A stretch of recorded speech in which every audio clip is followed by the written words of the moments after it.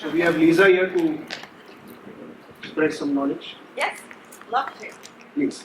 Okay, good morning everybody. I just thought I would share with you, firstly I'll just give you a really quick snapshot of my BNI history so you understand my journey.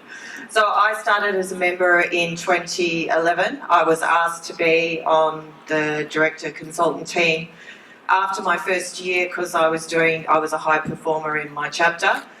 I wasn't sure whether it was a good fit, so I said no at that time, and then they came back to me 12 months later and said, Lisa, we really want you on the team. So I joined the team. So I was a support director, and then the region that I was in, they really needed people to launch. So I wasn't really sure. I knew how to support chapters. I've got a training background, so I was really very good with the education and training. I see myself as a lifelong learner, but I wasn't sure whether launch was going to be my thing. So anyway, I jumped in, and this was before we had a process, so there was no process. It was just like, go off, start a chapter, Lisa. It'll be fun. And I went, okay, I love BNI. I can do this. So the first chapter I tried to launch, I think I actually put something like 100 members into the region. Didn't launch a chapter, but we found lots of homes for them, and we were filling a lot of the chapters around the area that we were working in. So then I thought, no, I found somebody else who was really keen, she was a very passionate woman who wanted to start a chapter. She's a mortgage broker or home loan consultant. I think that's what you call it. And she just started her business. She'd been a bookkeeper, and she said, Lisa, BNI is the best way that I'm going to ensure my success in business. So what do I need to do? So then we'd had a process. We had they just started the first phase process. So I sat down with her and I went through everything with her, and I was really clear. These are the things that you need to do. These are the steps that we need to take. This is our timeline. And if we don't meet the timeline, because I still had the history of my filling lots of other chapters but not getting a chapter up and going, I said we have to, meet our targets. I'm going to be really strong about this.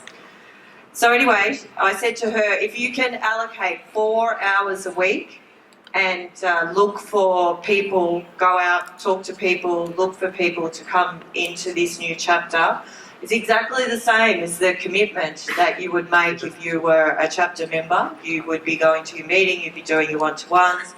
It's equivalent to the time. I'm sure we can get this done quickly. So she did.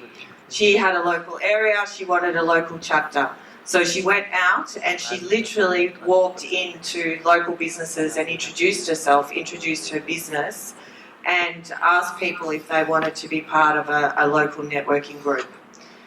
So we had our information sessions, and single-handedly we had 3 of them, and she put in, the first one she put in 67 people in the room for me to talk to about being part of a BNI chapter.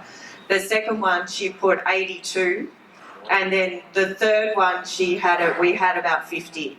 So we actually launched that chapter in 12 weeks from go to woe, just before Christmas. So, which is a bit of a hard feat in Australia because everything starts to wind down for our holidays. So